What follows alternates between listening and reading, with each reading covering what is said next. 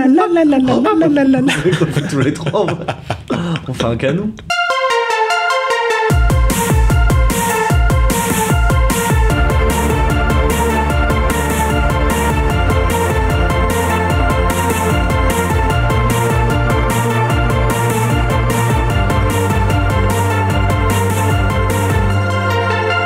Joyeux Noël et bienvenue dans Palabre, le podcast de trois potes qui aiment parler de cinéma. Oh oh oh. Ouais, je savais pas si je disais Joyeux Noël d'entrée de jeu. Cédric Et du coup, aujourd'hui, on va parler de films de Noël, de tout ce qui touche à Noël dans le cinéma. Donc forcément, ce sera pas un truc méga ultra analysé et compagnie, mais voilà, c'est pour partager un peu des bons petits souvenirs, des petits trucs cool. Un petit épisode à écouter sur la route de la famille pour... Allez, fêter Noël, non, ça c'est pas grave. Allez, on continue. Si, quelque chose. Si. Non, mais t'as raison. Je crée de l'interaction avec Non, mais c'est cool, moi j'aime bien. Du coup, vous les gars, si je vous dis film de Noël, à quoi vous pensez direct je pense en termes de souvenirs d'enfance, de trucs qui remontent au passé, un peu nostalgique, tout ça. Spontanément, ce qui vient en premier. Moi, si tu me dis film de Noël, en fait, je pense direct à la télévision. Ouais. Je pense vraiment à la période de Noël quand t'es plus petit et que tu n'as plus école. Et c'est la période de l'année où tous les jours, il y a des films trop bien qui passent à la télé. Parce que je sais que toute la journée, tu allais avoir, je sais pas, les 3 Shrek qui allaient passer d'affilée. Avec un bête de film le soir. Enfin, c'était vraiment des journées que tu peux passer devant la télé et avoir toujours un bon film, ou en tout cas un film visionnable. Et pas des programmes habituels de la télé, des émissions que tu peux ne pas aimer. Et il y avait toujours un bon film qui passait, et moi c'est surtout ça que ça me rappelle. Et puis revoir des dessins animés d'enfance, des trilogies d'animation toute l'après-midi où ça commence à 13h. Commencer un bon film à 13h, moi c'est vraiment à Noël, ça me fait vraiment penser à Noël. Moi je pense plus indirectement au téléfilm de Noël. C'est le truc qui passe à la télé tout le temps, t'as la télé allumée en fond, et que t'as cette même image, ce même doublage de VF que tout le monde connaît.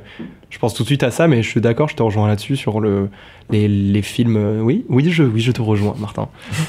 Sur les films, les Harry Potter, enfin même plein de films cultes en fait qui repassent sur TF1 tout ça, et que c'est vrai que Noël c'est la télé tout ça, et c'est du coup les cousins, c'est tous ces moments-là, et en fait, tu te mets à regarder des classiques de ta jeunesse avec des membres de ta famille que tu vois moins à l'année, tout ça. Vraiment, pour moi, la télé, donc la TNT, à l'époque de Noël, c'est la télé telle qu'elle devrait être pour moi dans un monde parfait. Et c'était... Après, il y a du téléfilm M6 de Noël. Ouais, mais si tu... Avec tout le catalogue des chaînes... il y avait toujours, enfin dans mon souvenir, il y avait toujours une petite chaîne où il y allait avoir un petit film, je sais pas, un Jurassic Park 3 qui allait passer à 16h sur TMC, et puis après t'enchaînais avec je sais pas moi, Ghostbusters à 18h30 sur TF1. Tu pouvais toujours switcher et trouver un film cool. Maintenant ça a plus vraiment de sens parce qu'il y a les plateformes de streaming où en fait c'est ça, mais sauf que c'est tout le temps. Et avant, je trouve que c'est un peu la période de Noël à la télé, c'est l'ancêtre des plateformes de streaming, selon moi, tu vois. C'est vraiment en mode, tu peux vraiment trouver des films à toute heure de la journée, et ça, j'aimais trop ça. J'allais arriver à ce truc-là, justement, c'est que, on parle d'une période où on n'avait pas les plateformes de streaming, tu pouvais pas voir les films que tu voulais quand tu voulais aussi, donc c'était un peu, c'était... Parce que toi, ce serait quoi, tes films de Noël ? Un peu dans le même genre de souvenirs, et c'est marrant parce que du coup on a mentionné que des films qui sont pas des films de Noël. Les plus gros souvenirs, c'est surtout les dessins animés Astérix de l'époque, donc il y en a plein, il y en a une dizaine, mais pas vous les connaissez, c'est Astérix et les Indiens, les 12 travaux, tous ces trucs là, ça m'avait pas mal marqué parce que ça repassait un peu tous les ans. Et un autre truc aussi que j'ai pas revu depuis mais qui était vraiment pour moi spécifique à cette période là, c'est, je sais pas si ça vous parle, si c'est votre génération ou pas, c'est Dinotopia. Ah si, carrément. Je l'ai pas du tout. Ouais, c'était des espèces de mini-séries qui passaient sur M6, il me semble. C'était des trucs américains, je crois que c'est adapté de romans ou je sais pas quoi, mais c'était très... Enfin, on n'avait pas beaucoup de choix en termes de films de dino à l'époque, et du coup, t'avais soit le vrai truc Jurassic Park, soit le petit truc de Noël en mode Dinotopia, tout ça, c'était vraiment cool. Mais pas revu depuis, donc je sais pas vraiment ce que ça vaut. C'est pas des films, mais sinon les pubs des jouets, quoi. Pour rester dans la télé. C'est vrai. Genre juste toute la période de novembre à Noël où c'est que des pubs de jouets, ça te fait rêver, c'était trop drôle en vrai, genre le numéro de téléphone du Père Noël. Mais c'est ça, et même pour aller au-delà des pubs de jouets, les films Leclerc. Vous vous rappelez de ça, les films Père Noël Leclerc? On en a reparlé il y a pas longtemps avec William. Et justement, Leclerc faisait des courts-métrages de Noël où c'est 2 enfants qui popent dans une maison. Ils spawnent dans une maison et il y a le Père Noël. Et je pense qu'il y aura des auditeurs qui auront cette ref. Et c'était des cassettes Leclerc avec le Père Noël dans la maison. Et en fait, le Père Noël, il y a tout un petit scénario vraiment mal joué, tout ça. Et dans la maison, il y a plein de jouets. Et en fait, t'as les enfants qui testent les jouets. C'est ce qui se fait maintenant sur YouTube, clairement. Mais avant, c'était des cassettes et c'était mis en scène avec genre un décor artificiel, tout ça. Et il y avait une histoire, il y avait un peu de fantastique là-dedans, tout ça. Et ils testaient les jouets. Et en bas, t'avais le prix qui s'affichait du jouet pour les parents. Mais les enfants regardaient ça et ils avaient envie du coup de jouer comme les enfants qui jouaient dans le film. Et ok, je pensais que vous l'aurez. Non, mais pas du tout. Moi, j'ai le catalogue. J'ai le catalogue de jouets du Père Noël, mais alors à la télé et tout. Si, en vrai, moi, ça me dit quelque chose. J'ai vu ça genre sur YouTube beaucoup plus tard. Je crois qu'il y a un YouTuber qui a dû parler de ça. Je pense que c'était le Joueur du Grenier. Et ouais, si, j'avais vu ça. Et du coup, ça part en mode full.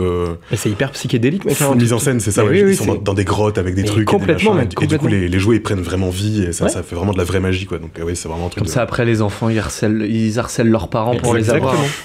Très bien. Et du coup, ça m'amène à la question suivante, la plus logique. C'est quoi un peu vos films préférés de Noël, vos références, quoi? Le truc où ça peut être nostalgique aussi, hein, c'est pas forcément un truc récent.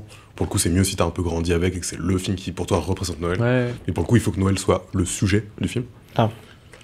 Parce que moi, je vais aller dans le un peu parce qu'on regardait chez ma grand-mère avec les cousins, tout ça, genre tous les films qu'on se passait en boucle en cassette. C'est pas vraiment Noël, mais tu sais, genre c'est du Maman, j'ai rétréci les gosses, le Disney Live. Chérie, j'ai rétréci les gosses, ouais. Oui, Chérie, oui, Chérie, oui. Maman, j'ai rétréci. Ce film-là. Ça passait pas mal aussi, et sinon, Le Petit Monde des Borrowers. Ouais, carrément. Ça, j'ai jamais vu. Et c'était trop chouette, mais oui, rien à voir avec Noël. Mais en tout cas, j'ai pas un étrange Noël de Monsieur Jack ou des films vraiment Noël. Ou si peut-être le Pôle Express. Ouais. Pôle Express, un peu, j'ai pu le poncer à une époque, mais... ça, c'est un vrai film de Noël, pour le coup, pour enfants et tout. Moi, personnellement, pour moi, le gros classique de mon enfance que j'ai pensé, j'en ai déjà parlé d'ailleurs sur les films d'enfance, dans l'épisode 1 de Palabre. Comment j'ai raté la vie Non, c'est Gremlins, tout simplement. Ok, ah ouais, putain. Full Gremlins, ça c'était mon enfance, mais c'est comme je l'avais dit à l'époque, j'étais méga fan des films un peu de Joe Dante et tout, du coup c'était Small Soldiers, c'était un de mes films préférés, et du coup Gremlins c'était la version Noël un peu de cet univers-là, donc ça j'adore, et pour le coup c'était peut-être un peu aussi mon introduction un peu au film d'horreur, entre guillemets. Quentin a adoré Small Soldiers. C'est génial, si tu entends ça.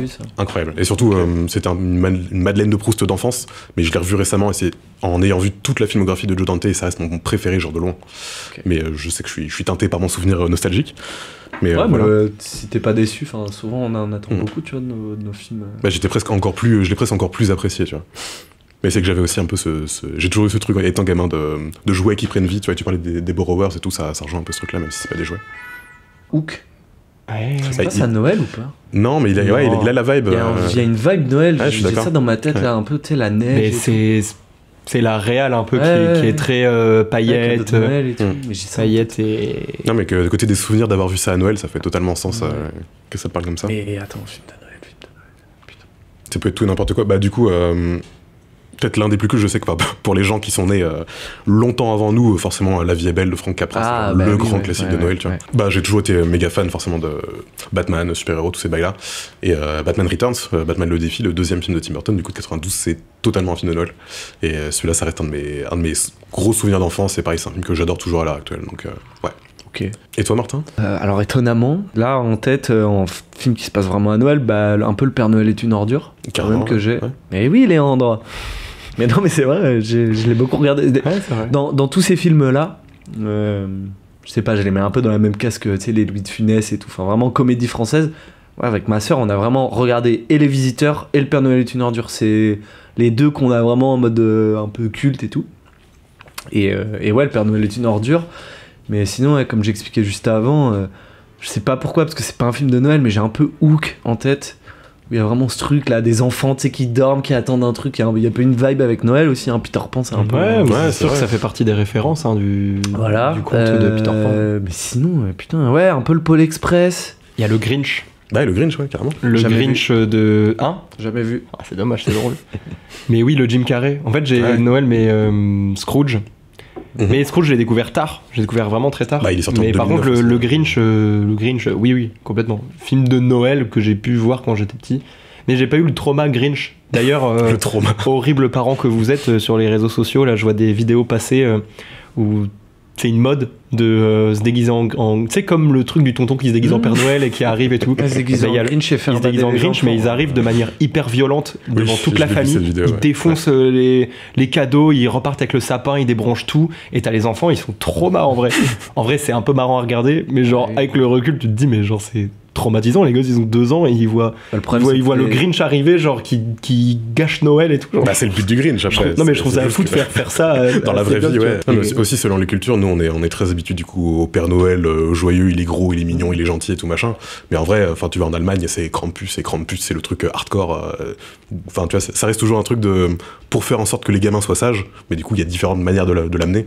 Et bah ouais, c'est pas forcément un truc. Oui, t'as vu ce que ça a donné aux Allemands. C'est à cause de ça, tu penses, le Troisième Reich.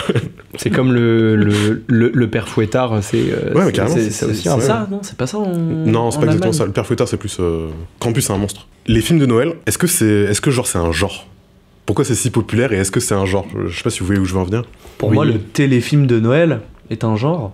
Ouais, mais parce que c'est un exercice de style, mais le film qui se déroule à Noël, je sais pas trop. Si, c'est complètement un genre. Mec. Je veux dire, à la base, je pense pas que ça le soit, mais maintenant, vu à quel point les gens font des films de Noël exprès, dans le but que ce soit des films de Noël avec tous les codes de Noël.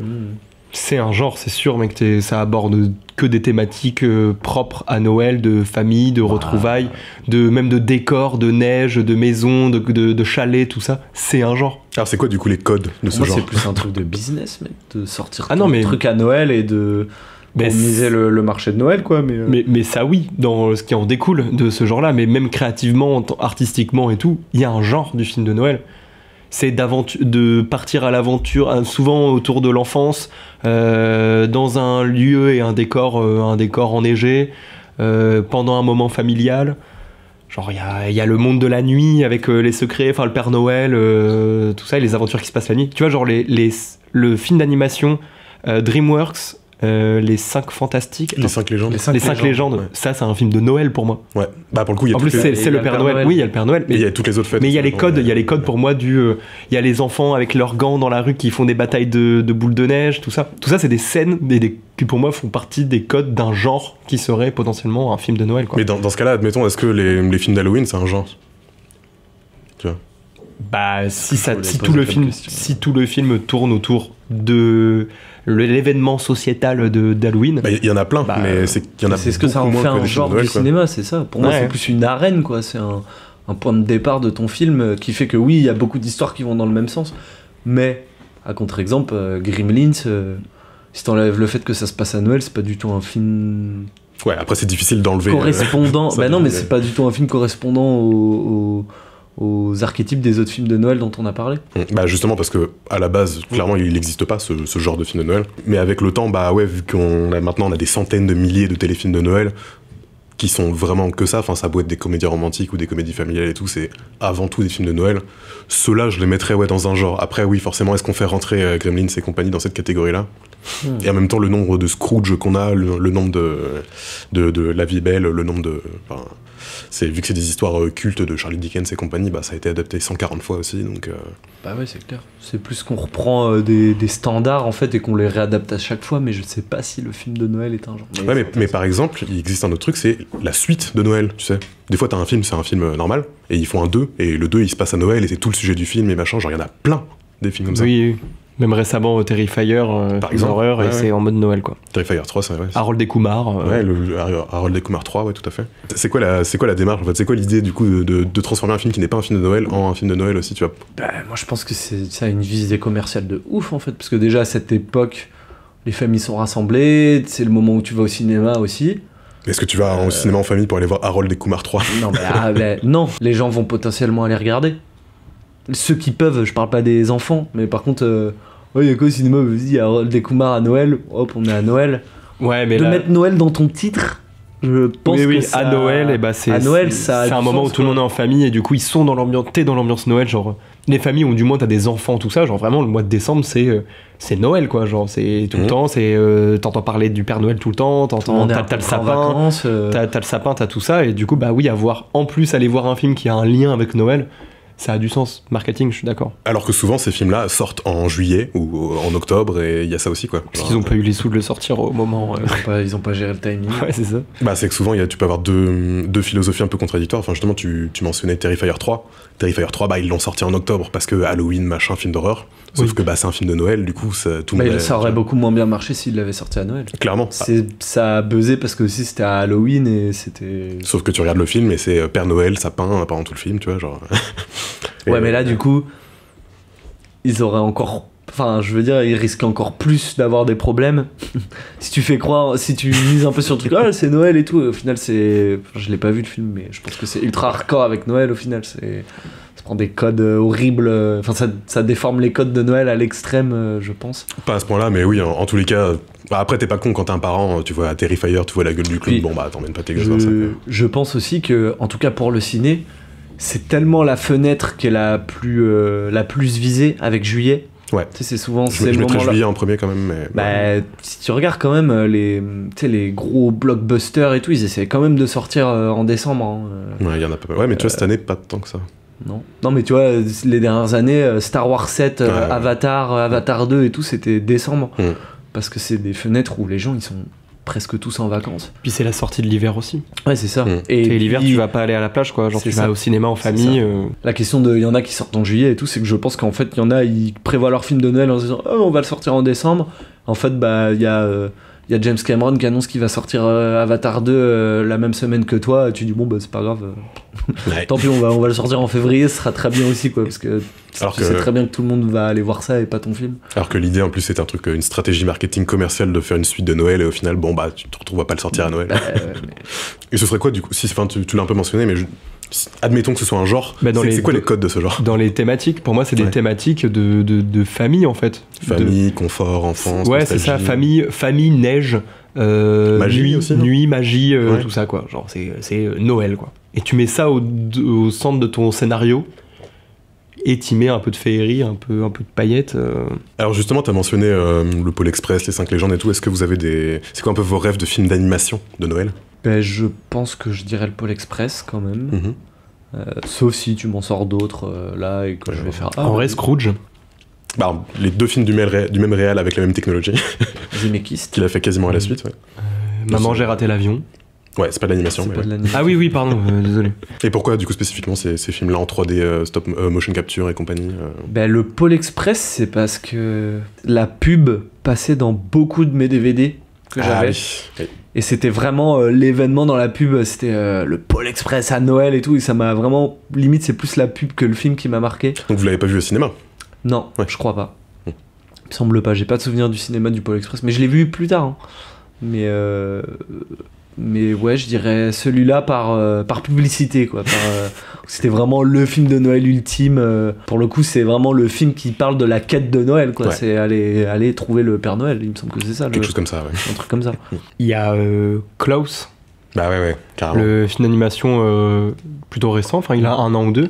2019, je crois, un truc comme ça. Ouais. Ah oui, à ce point, ok. Ouais, c'est possible. Qui est en 2D, du coup, c'est pas de la 3D. Quoique, c'est un peu un mélange des deux. Oui, mais on en avait parlé avec Dounia dans l'épisode 3 de Palais, justement. Ouais. Et bah, ce film-là, il est vraiment magnifique sur l'origine, justement, du Père Noël, de comment est-ce qu'un petit monsieur bûcheron au milieu de nulle part serait devenu, en tout cas, le symbole du Père Noël dans un village.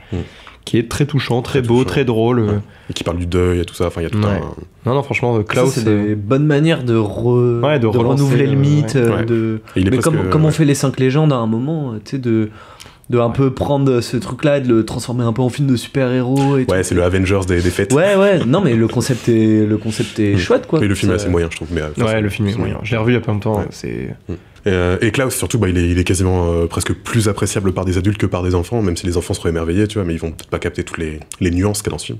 Donc encore une fois, on le recommande absolument si vous l'avez pas vu. Évidemment, il y a les tranches de Noël de Monsieur Jack. Hein. Ça, je pense que c'est le classique absolu de Noël en termes d'animation, qui est à la fois un film de Noël et un film d'Halloween, pour le coup. Donc c'est bien, tu peux le mater 2 fois dans l'année. Ça reste approprié en tous les cas. Bah, c'est super joli, la technique est originale et tout. Et d'ailleurs, oui, je reviens sur le Pôle Express, la Scrooge aussi, c'était que... Enfin, pour moi, ces films-là, je m'en souviens surtout pour la technologie. C'était l'aspect motion capture et il y a Tom Hanks qui le joue. Pôle Express, c'était vraiment pas un des premiers films d'animation motion capture. Il y avait pas un truc intégralement en motion capture. Ouais, il y avait un truc où c'était la révolution et tout. Et du coup, c'était un peu, comme on dit, Uncanny Valley, je sais pas si vous connaissez l'expression, des visages un peu malsains, genre c'est dérangeant, un peu vu que la technologie était pas maîtrisée. Comme Beowulf, etc. Voilà. Mais explique ce concept, en vrai, c'est intéressant. Ceux qui ne connaissent pas du tout, la Uncanny Valley. Ok, pour ceux qui voient pas la motion capture, évidemment, c'est des comédiens qui ont des capteurs sur leur corps et qui jouent du coup vraiment, donc c'est pas de l'animation, il y a vraiment les comédiens qui jouent et par-dessus c'est modélisé en 3D. Avatar, quoi. Par exemple, ouais. Mais de toute façon, il y en a dans tous les films maintenant. Et la Uncanny Valley, bah ouais, c'est ce fameux truc on essaie d'approcher le photoréalisme, du coup, d'avoir l'impression que ce soit vraiment des vrais humains. Sauf que, bah, c'en est pas, c'est de la 3D. Et du coup, ça donne cet aspect un peu dérangeant où, oui, c'est presque plus bizarre que ce soit réaliste à ce point-là, parce que ils ont pas de lueur dans les yeux et parce que, enfin, ce genre de truc. En fait, la petite nuance qui différencie du photoréalisme parfait, elle est beaucoup trop grande par rapport au fait d'avoir plutôt essayé de créer un personnage un peu différent qu'un être humain, et du coup c'est... Il manque une âme, quoi. Ouais. Il manque une âme, un truc... Et ils essayent de s'approcher de ça le plus possible, mais pour l'instant il y a toujours un petit blocage en fait de ce point de vue-là qui fait que c'est très très compliqué en fait de s'approcher du photoréalisme parfait, et ça crée une gêne chez les gens. Il y a Beowulf aussi, genre je sais que les 3 films forment une trilogie, une espèce de trilogie thématique de Robert Zemeckis du coup, avec Scrooge du coup pareil la version du drôle Noël de Scrooge avec Jim Carrey. Mais pour le coup, il est assez bien. Ouais, c'est pas ma version préférée, je t'avoue, mais. Il est assez bien en termes de motion capture. Ah ouais, par contre, la technologie est super. Et juste pour finir sur ce truc d'Uncanny Valley, je pense qu'on en sortira jamais, à mon avis. Parce que c'est aussi un gros débat dans le monde du jeu vidéo, forcément. Bien sûr. Et voilà, je pense qu'on n'arrivera jamais à atteindre cette perfection absolue qui fait que tu regardes le truc et tu crois vraiment que c'est un humain à 100%. Ouais, après, t'as de l'IA et tout maintenant, hein, tu peux faire. Mais en tout cas, on n'y est pas encore. Et j'ai du mal à croire qu'on y arrive vraiment, vraiment un jour. Parce qu'on va s'habituer aussi à trouver ça beau, à trouver ça bien fait et tout ça. Sachant que dans le jeu vidéo, il y a aussi du motion capture maintenant. Ah bah oui, totalement. Donc t'as des acteurs qui jouent en fait des cinématiques de jeux vidéo. Tu sais, leur visage il est reproduit. Oui, dans le gameplay, plus dans le gameplay, du coup, quand tu joues, c'est ta. Ah non, mais même dans les cinématiques. Genre, j'ai l'image de ce qu'ils avaient fait pour Death Stranding avec Norman Reedus, le gars de. Léa Seydoux, Mads Mikkelsen, Guillermo del Toro. C'est quasi parfait, mais le petit truc qui manque, ça fait un truc trop bizarre, trop robotique. Et parce que aussi c'est 100% 3D. Là où un exemple que je voulais prendre, c'était la planète des singes, tu vois, les 3 derniers là, où c'est Andy Serkis du coup qui fait César et compagnie. Ça marche beaucoup mieux parce que le singe est en 3D, mais je pense que les yeux, ça doit être les vrais yeux d'Andy Serkis ou quelque chose comme ça, tu vois. Peut-être pas à 100%, mais c'est aussi parce que c'est des singes. Peut-être aussi, on est peut-être moins exigeant au niveau du cerveau humain. Mais voilà, ça en tout cas je trouve que ça... Et puis même, il y a plein de personnages, tu vois, Thanos et compagnie, enfin plein de personnages... ultra réalistes. Ça faisait la motion capture et voilà. Mais justement, pour parler des techniques de l'animation, le plus gros classique, clairement, c'est l'étrange Noël de Monsieur Jack, et c'est aussi parce que stop motion, full technologie, univers à la Tim Burton, Henry Selick et tout ça. Et du coup, très très beau film, parce que aussi il est super dark, et puis il y a l'aspect comédie musicale aussi, chansons de Noël, tout ça. Dans la culture de Noël, il y a vachement toutes ces centaines et centaines de chansons. On n'a pas parlé des musiques et tout. Jingle Bells et compagnie là. Un autre film que je voulais mentionner aussi, parce qu'il est très connu par certains et beaucoup moins par d'autres, mais je sais qu'il y a des gens, forcément, c'est leur référence absolue de Noël. C'est Tokyo Godfathers. J'arrive pas à le dire. Tokyo Godfathers. Magnifique ça. De Satoshi Kon, du coup, qui est un film d'animation japonais qui est absolument culte pour ceux qui s'y connaissent un peu en animation japonaise. Et pareil, c'est un fantastique film de Noël, du coup, par un des plus grands réals d'animation japonaise, qui avait fait notamment Paprika, Perfect Blue. Ça, je l'aurais jamais cité, je l'aurais jamais réassocié à Noël. C'est vrai? Ouais. Alors que c'est full Noël. J'ai adoré, il est incroyable ce film. Et pour ceux qui connaissent pas, du coup, c'est un trio de SDF, dont une personne transgenre dans les 3, qui trouve un bébé. C'est ça, et qui décide de s'en occuper, parce que sinon ils veulent pas le laisser à la ville, qui vont mal gérer le petit et tout. C'est ça, et puis il fait méga froid, il neige sa mère, et du coup c'est chaud. Et ils partent dans toute une aventure un peu étrange pour retrouver la mère et tout ça, et c'est un très très beau film, très touchant. Okay. Tu kifferais de ouf. C'est le plus abordable, plus... C'est le seul que tu peux montrer à tes enfants. Ouais. Et encore, la fin elle est un peu dramatique. Mais... Non mais ça m'intéresse pour le coup. Et très beau, et puis... Non, si, c'est vrai, je suis devant et tout, genre ça a l'air... Alors après, tu vas kiffer, mais... Après, c'est le Satoshi Kon que j'aime le moins, forcément, parce que tous les autres, ils sont ouf. Les autres, ils sont plus... Ils sont pour adultes, quoi. Ouais. mais c'est un très beau film de vibe de Noël, et c'est pas forcément un truc que tu vois quand t'es gamin et tout ça. Enfin, il faut vraiment le découvrir en tant que cinéphile, donc je pense que c'est le bon endroit pour le conseiller, donc pour tous les auditeurs, si vous avez pas vu... Je pense que c'est intéressant, de proposer des films de Noël qui sont pas ceux auxquels tout le monde s'attend, et c'est vrai que plutôt que Godfathers, tu vois, j'y pensais pas, et c'est vraiment un truc dans nos âges là, ou même un peu fin d'adolescence et tout, c'est vraiment des films qui peuvent plaire, quoi. C'est de l'animation, mais quand même pour adultes, c'est pas du tout pour les enfants. Non. Et ça traite de thématiques de fou. Et c'est quand même accessible pour des plus jeunes. Ouais, c'est clair. Cool. Et puis, le film, il a 20 ans quand même maintenant. Et c'est quand même vachement en avance sur pas mal des thématiques. Tu vois, surtout au Japon, déjà, Noël, ça fait pas partie de leur culture. La transidentité, tout ça, c'est clairement pas un truc. Et, voilà. Et le mec, il fait ça dans les années 2000. Voilà. Et j'aime bien voir comment aussi les Japonais s'approprient un peu les trucs de la culture occidentale, comme Noël. Tu vois, souvent, ils comprennent qu'à moitié Noël, mais ils le font quand même. Et c'est un des rares films de Noël japonais. Donc, pour le coup, celui-là, je le recommande absolument. Du coup, les films de Noël, ça s'est tellement développé aussi, ça c'est devenu tout un truc que ça s'est marié à plein d'autres genres, à plein d'autres sous-genres du cinéma. Je voulais mentionner un peu les films de genre de Noël parce que spécifiquement, je pensais spécifiquement aux films d'horreur, et du coup j'ai 2-3 petits trucs à dire là-dessus, mais il y en a plein d'autres aussi également. Parce que souvent le cliché du film de Noël, ça va être un petit truc comédie familiale, romantique, un peu de fantastique, machin, mais un peu de féerique, mais globalement, voilà. Là où y a plein de genres qui se sont appropriés ce truc de Noël, et notamment les films d'horreur spécifiquement. Et en fait, le genre du slasher, il est né sur ce truc de fête. Genre, c'est pas pour rien que Halloween, c'est Halloween, et qu'ensuite il y a eu Bloody New Year et machin. Il est de notoriété publique que le premier slasher de l'histoire, c'est Black Christmas, du coup un film de Noël.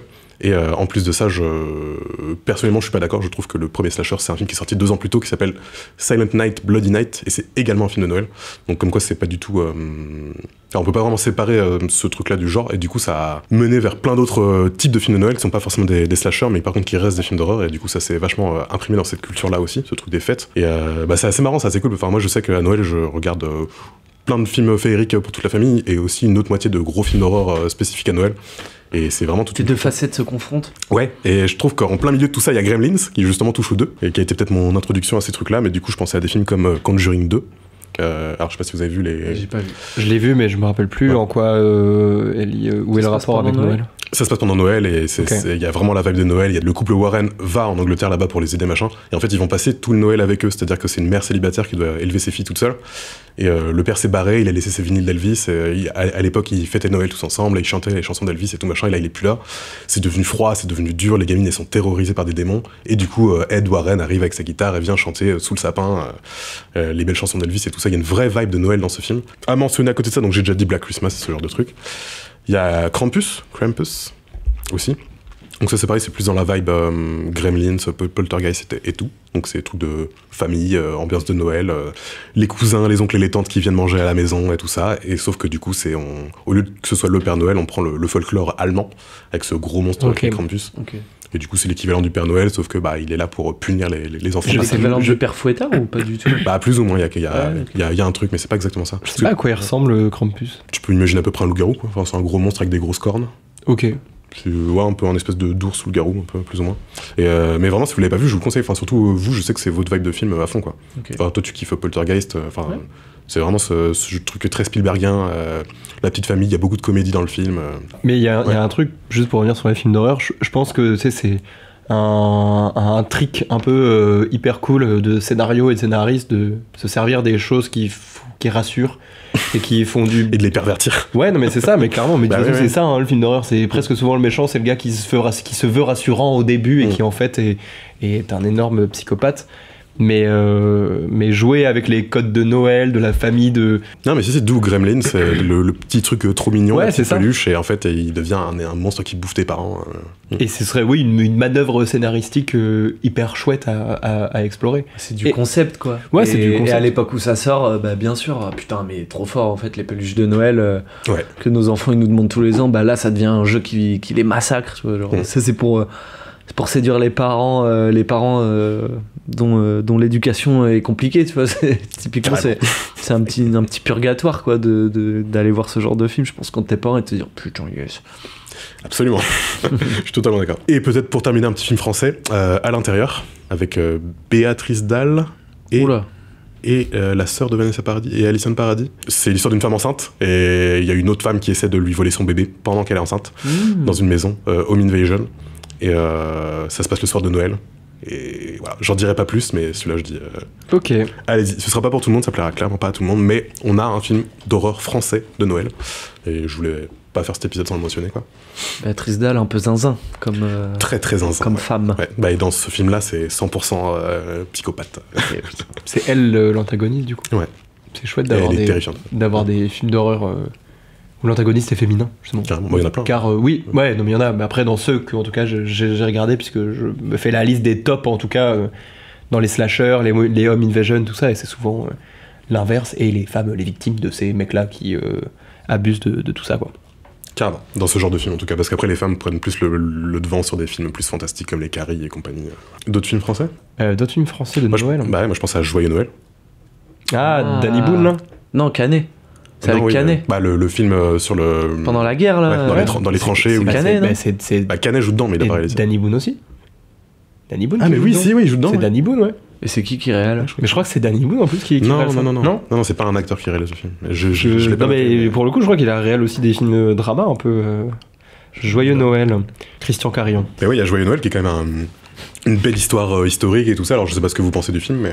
Bah, c'est le film qui raconte, peut-être juste pour resituer, c'est un film qui raconte pendant la Première Guerre mondiale une histoire vraie de pendant, je crois, l'hiver, enfin le Noël 1914 ou 1915, une trêve, qui est une amnistie, une trêve de guerre dans les tranchées entre les Allemands et les Français pour fêter Noël. C'est ça, les soldats sont sortis des tranchées, ils ont fait du foot, ils ont partagé du vin. Ils ont partagé du vin et tout, et puis après le lendemain... Et le film raconte ça en tout cas. Et il est pas si nul le film en plus. Bah non, mais... Parce que l'histoire en fait de base, ce qui s'est passé est profondément humaine et dénonce la guerre. Il montre à quel point c'est absurde la guerre. Mais justement, c'est le retour à la réalité. Je crois le film parle beaucoup de ça aussi. C'est dur en mode je crois que c'est vraiment plus le point de départ, le fait qu'il passe Noël et que c'est après le reste du film, c'est justement. Je crois que c'est l'inverse, mec. Justement, c'est. Je vois bien le climax, pendant le moment de Noël et tout, et puis après le lendemain, on doit y retourner, et hop, le film il termine sur une note tragique. Tu vois. Il me semble que c'est pas tragique, mais c'est un truc comme ça. Et en effet, oui, maintenant que j'y repense, il y a totalement Danny Boone dans ce film. En plus, il joue bien, il est très touchant et tout. Il est un peu attardé, je crois. Enfin, Danny, qu'est-ce que tu fais? Et je sais que les Américains aussi, enfin, je veux dire, internationalement, les gens, ils adorent un peu cette histoire-là, ils kiffent bien ce film aussi, et c'est un peu peut-être ce que peut-être aidé à se faire connaître Guillaume Canet et tout ça, à l'international, quoi, donc c'est... Donc c'est non, c'est pas Guillaume Canet, enfin oui, dedans, en mode acteur, oui. Seul autre que j'avais noté, mais peut-être que vous en avez d'autres, c'est Santa et compagnie, le film d'Alain Chabat, ouais. Putain, c'est vrai, ça. Que je veux voir, en plus. Et qui est en vrai mode Noël, où joue vraiment le Père Noël, grande barbe. Mais qui est drôle, parce que c'est Alain Chabat et tout. C'est loin d'être son meilleur. Non, c'est pas un très bon film. C'est pas foufou, mais par contre, ça fait toujours plaisir de voir Alain Chabat. Et du coup, voilà, on arrive au sujet, dernier vrai gros sujet finalement. Il y a plein de films cultes, très connus, qui se passent à Noël, mais qui ne sont pas globalement considérés comme des films de Noël. Donc c'est le fameux débat, est-ce que Die Hard, Piège de cristal, est un film de Noël? Je vous pose la question. Il y en a plein d'autres, je les citerai juste après. Moi, je l'ai pas du tout, le truc de Die Hard est un film de Noël. Bah si, mais même le deuxième, même 58 minutes pour vivre, c'est aussi un film de Noël, les deux. Il va louper Noël avec sa famille ou juste sa femme, je sais plus, et du coup c'est sa femme, mode problématique, mais au final il le fait parce qu'il sauve des centaines de gens, donc ça passe quoi à la fin. C'est un prétexte plus scénaristique que l'ambiance des codes de Noël, quoi. Bah, c'était pas voulu pour être un film de Noël, par contre, ça se passe à Noël, ça se passe bien à Noël. De toute manière, je suis pas entièrement convaincu qu'il existe un genre du film de Noël, donc j'aurais tendance à te dire que non. Mais par contre, d'avoir, une fois de plus, comme tous les autres films qu'on a cités tout à l'heure, mettre ça comme arène, en fait, comme motivation du personnage aussi. Son Noël suivant, ce sera pareil, mais dans un avion.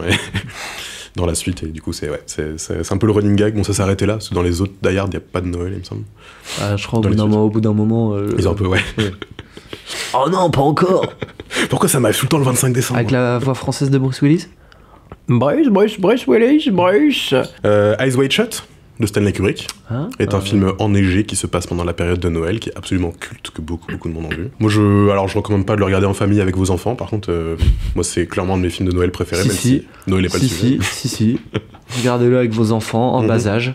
J'avais déjà cité tout à l'heure Batman le défi, mais ça c'est pareil, c'est ça. Pour moi c'est un vrai film de Noël, pour le coup c'est un vrai classique de Noël, ça neige à mort. Parce qu'il y a le délire des costumes aussi, délire des costumes et compagnie. Ouais, et puis même il y a tout ça tabasse du Père Noël dans la rue, il y a des trucs avec les cadeaux, enfin tout le délire de cadeaux, et en fait c'est un piège à l'intérieur, une bombe et des trucs comme ça. Et puis c'est un film de freaks, entre guillemets, enfin c'est que des types costumés qui s'affrontent, et de quel côté, qui a raison et tout ça. C'est... Est-ce que Tim Burton n'aurait pas un problème avec Noël de ce qu'il en fait dans ses films? Un problème, je sais pas, mais en tout cas, ouais, ça a l'air de lui parler en tout cas. Donc ça pour moi, ouais, il y a même Édouard aux mains d'argent qui a tout un truc sur Noël aussi. Des séries de Noël? Stranger Things, un peu? Non, c'est tout pareil, c'est plus des trucs à regarder qui sortent l'hiver en fait. Et du coup, mais il y a des petits codes de Noël, il y a des décos de Noël en tout cas.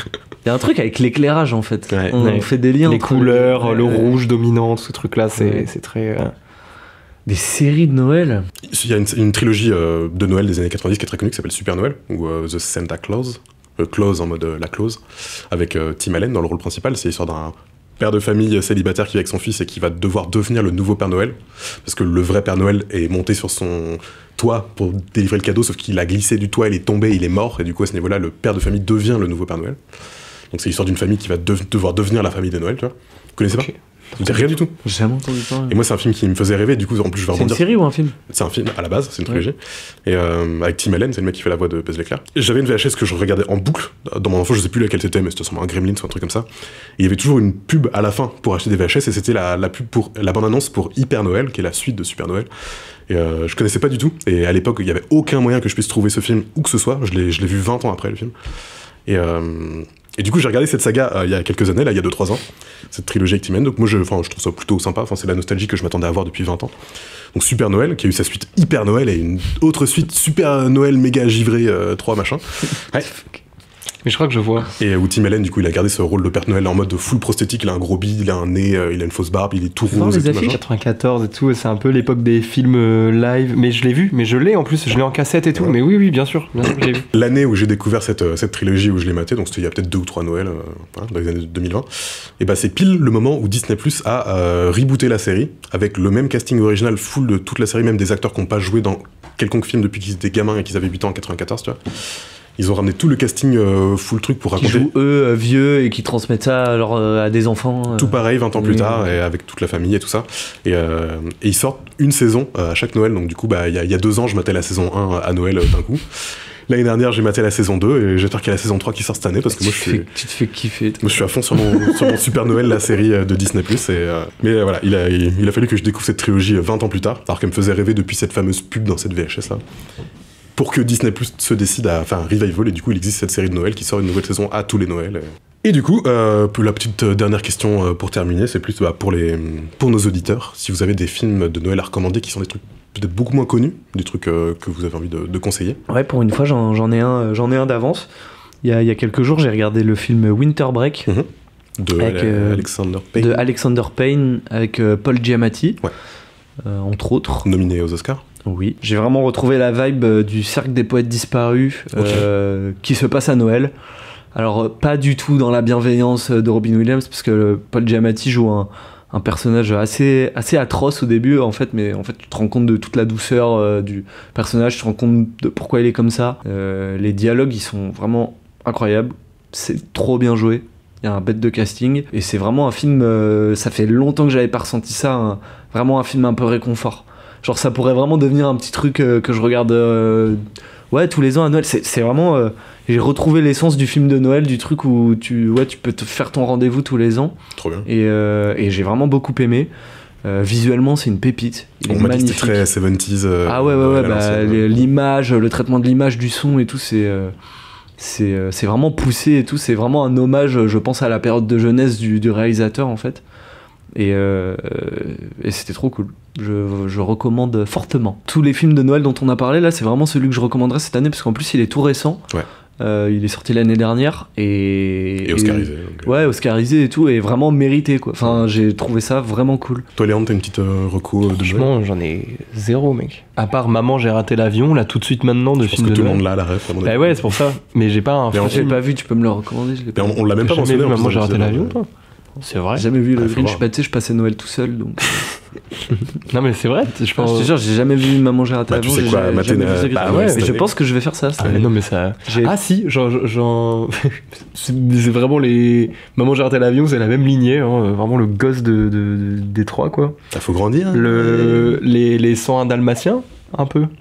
Disney. Ah, il y a une petite vape de Noël, de neige. Ouais, mais complètement. Mais je suis pas sûr que ça se passe à Noël, mais oui. Enfin voilà. Et c'était diffusé pendant les périodes de Noël. Ouais, non, mais il y a une vibe en vrai. Mais j'ai un gros truc, plus nostalgique à conseiller à tout le monde. Le premier film que je recommanderais, c'est Rare Exports. Alors, il est connu en France sous le nom de Père Noël Origine, malheureusement. Et c'est un film suédois, en gros, et c'est une comédie, aventure, horreur. C'est complètement barré. Je vois très bien ce que c'est. Ouais. Bah, oui, c'est un petit peu connu. Et c'est une team de chasseurs, en gros, qui sont dans les forêts enneigées de Finlande et de Suède et tout machin, et qui vont à la chasse au Père Noël. Et en gros, les Pères Noël, ils sont humanoïdes, sauf que c'est des putains de créatures, genre ils sont gigantesques. De contes de trolls, des trucs comme ça, quoi. Ouais, sauf qu'ils sont vraiment humains, ils sont pas couverts de poils ou quoi. Mais c'est juste, il faut les mettre dans des énormes cages, et ils sont terrifiants, genre visage terrifiant et tout, sauf qu'en vrai, le film, c'est une comédie. Genre, c'est fun. C'est un super film, super cool et super fun à regarder, que je recommande. Et surtout, vraiment, vous, ce serait votre genre de comédie, parce que c'est genre tu sais, genre Hot Fuzz, tu vois, ou Shaun of the Dead, quoi. C'est de la comédie, mais ça y va, quoi, genre vraiment, quoi. Genre ça hésite pas à être un peu horrifique, un peu machin, un peu foufou, ça me fait penser à Troll, moi, un peu dans le... Mais... Ah bah oui, ouais. Mais Troll, ça se prend peut-être un peu trop, ça. Oui, c'est plus premier degré et tout. Mais je crois que c'est le même réel, en vrai. Ou c'est un de ses potes, en tout cas. Ouais, voilà. Bah c'est un Islandais, je crois. C'est Islandais, Troll? Non, c'est suédois, je crois.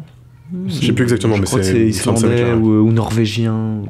Norvégien, ouais. Ouais, mais c'est peut-être norvégien en vrai. Parce qu'il y a Trollhunter aussi. Ouais, mais Trollhunter c'est beaucoup mieux. C'est le. Attends, c'est le fan footage, Trollhunter. Ah, mais moi je parle de ça. Ah, tu parles pas de Troll de Netflix? Oui, parce qu'il y a Troll de Netflix, c'est un blockbuster avec des trolls arrivent, du coup c'est vraiment. Non, je parle de Trollhunter. Ah ouais, Trollhunter c'est trop bien. Trollhunter c'est vraiment cool. Mais pour le coup, c'est un film sérieux. Ouais. Bah, on va pouvoir passer à mon petit jeu de Noël que j'ai prévu exprès pour vous, les enfants. Ouais, Père Noël.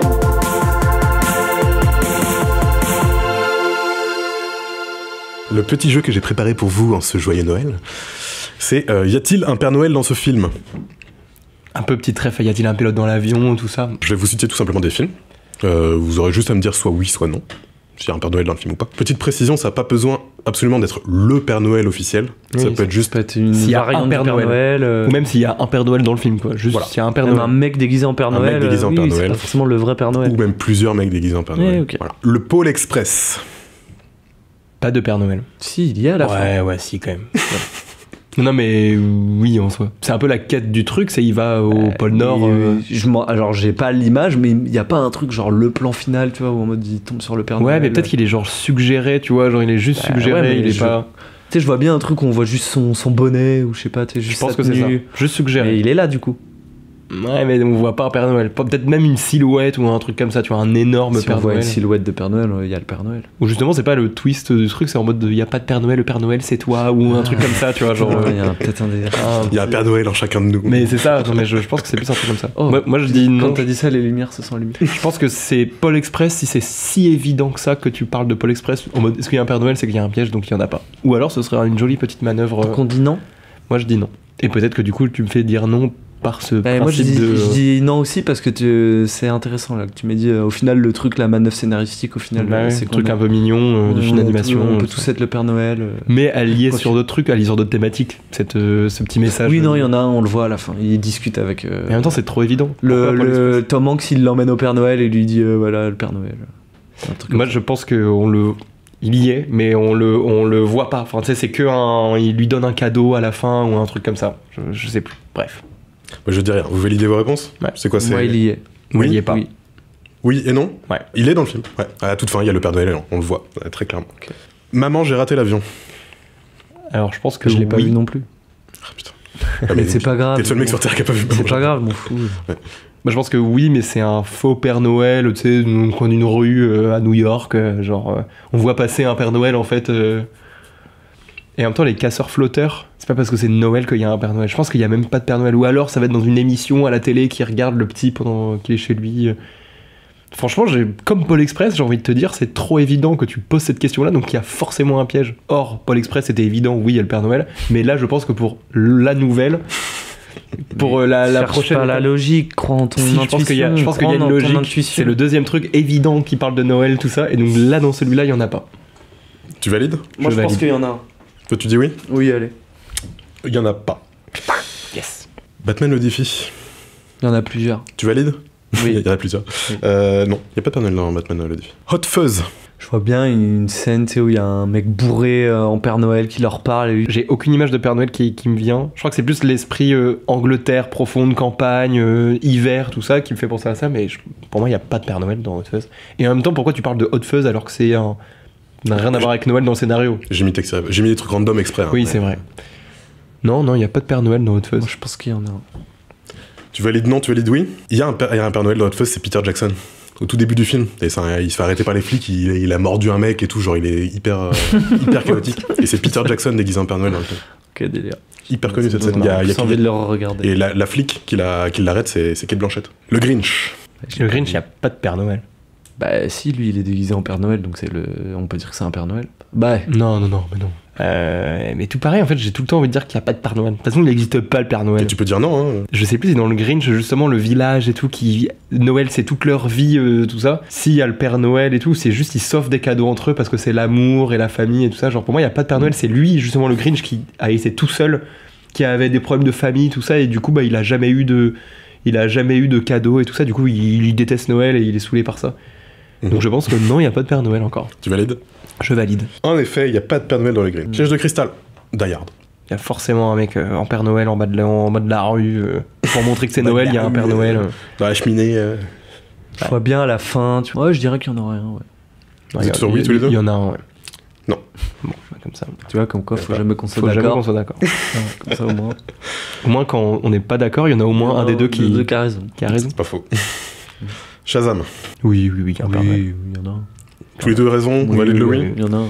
Il y a un Père Noël dans Shazam. Ouais. En fait, il fait oui, non, oui, non, oui. Le monde de Narnia. Oui, il y a le Père Noël dedans. Il y a le Père Noël dedans. Bon, oui, je pense. Il y a le Père Noël qui arrive avec son traîneau, mais il est en marron. Et il dit... c'est lui qui leur donne leurs armes. Je sais pas, mec, moi je me rappelle pas. Oui, c'est vrai, mais oui. Ah, Père Noël allez, faut vous battre. Voilà, il leur donne des armes. Oui, il lui offre l'épée, l'arc, l'arc et leurs armes mythiques, elles viennent du Père Noël. Et pour guérir la petite Lucie. Vous êtes tous les deux validés. T'étais amoureux? Non, moi j'étais amoureux justement de Suzanne. Ah, je te jure, mec. Iron Man 3, qui, je l'ai pas cité tout à l'heure, mais c'est un film de Noël également, ça se passe à Noël. Shane Black, il aime beaucoup écrire des films qui se passent à Noël, la plupart de ses films se passent à Noël, à savoir The Predator, L'Arme Fatale, Iron Man 3, Kiss Bang Bang. Pourquoi on n'en a pas parlé? Parce que j'ai complètement oublié. Parce que pour le tout, ils sont tous connus. Je voudrais savoir, vu que je suis un geek. C'est qui déjà l'antagoniste? Parce que je me rappelle que le film commence avec I'm blue, dabadi, dabada. Ça m'a marqué. Mais l'antagoniste, il y en a deux. Au début, tu crois que c'est le mandarin, là? En fait, lui, c'est un acteur, et en fait, le méchant, c'est Guy Pearce. Oui, ok. Moi, je dis oui. Bah, moi aussi, je dis oui. Vous êtes d'accord sur le oui? Et je pense même que c'est... comment il s'appelle le pote d'Iron Man tout le temps, là, qui est avec lui, qui est joué par... Ah, Jon Favreau? Oui. Il n'y a pas de Père Noël dans Iron Man 3. Voilà, j'étais sûr, je m'étais dit, en fait, tu peux dire Iron Man 3 comme tu peux dire... Iron Man 2, ouais. La Grande Vadrouille, tu vois. Oui, sauf que ça se passe vraiment à Noël. Mais j'ai pris des films qui se passent pas forcément à Noël, en effet. Love Actually. Père Noël. Qui est l'un des plus gros classiques de Noël aussi des années 2000. Oui, il y a forcément un Père Noël. Je l'ai vu il y a pas longtemps. Allez, ouais, il y a un Père Noël, supermarché, Père Noël, quoi. Tous les deux, vous êtes d'accord là-dessus? Pas de Père Noël dans Love Actually. Le prochain, on n'est pas d'accord. Même si on sait tous les deux que c'est vrai, il faut qu'il y en ait un de nous deux. Bah oui, mais si... Faut qu'il y en ait un de nous deux, parce qu'il faut que ça se départage. L'étrange Noël de Monsieur Jack. C'est trop dark pour qu'il y ait un Père Noël en vrai là-dedans. Eh bien, vous avez tous les deux dit non. Ouais. Et vous avez tous les deux tort, parce qu'il y a un personnage. Il y a un Père Noël. Yes. Gremlins. Je vois bien un petit Mogwai en Père Noël. Ouais, je pensais plus à des gens. Ouais. Il doit bien avoir un délire où ils attaquent le Père Noël, genre ils fument la gueule du Père Noël. Donc oui, j'aurais tendance à dire oui. Tu valides un oui? Oui. Tu valides non? Tu valides oui? C'est ça? Oui. Ok. Oui, en effet, il y a un Père Noël qui se fait dégommer par des Mogwai. Taxi 3. J'ai pas vu. Père Noël de ouf. Il se déguise en Père Noël pour skier et tout. Mais est-ce que tu es sûr que c'est le 3? Et c'est même les méchants. C'est le gang des Pères Noël dans Taxi 3. Mais est-ce que c'est pas dans Taxi 2 ou dans Taxi 4? Non, parce que le 1 c'est les Allemands, le 2 c'est les Chinois et le 3 c'est les Pères Noël. Malheureusement, c'est vrai. Tu m'auras pas la blague. C'est une vieille blague. Tu avais raison sur le fait qu'il y a des Pères Noël dans Taxi 3. C'est beau de finir sur une égalité pour la période de Noël. Du coup, c'est une égalité. Vous avez tous les deux gagné le jeu. Voilà. Super. En tout cas, merci à vous, les gars, d'avoir participé merci pour le jeu. À mon petit jeu. Petit épisode de Noël. J'espère que tu n'en auras pas honte de nos scores ridicules à chaque fois. Mais bien sûr que non, jamais de la vie. Ça, c'est ce que tu dis devant le micro. Oui. Vous ne connaissez pas ma vraie personnalité. On arrive à la fin de cet épisode de Palabre. Comme d'habitude, vous pouvez nous retrouver sur toutes les plateformes de streaming et sur le site uppercut-collectif.com. On aura plein de nouvelles surprises pour la rentrée prochaine. Du coup, vous verrez ça d'ici quelques semaines. C'était Cédric, Léandre et Martin qui vous souhaitons un joyeux Noël et une joyeuse fête en famille. Ouais. Joyeuse fête de fin d'année à tous. Et puis merci les gars. Merci à toi. Merci à toi et bonne année Cédric. Yes, bonne année Léandre. Salut, bonne année.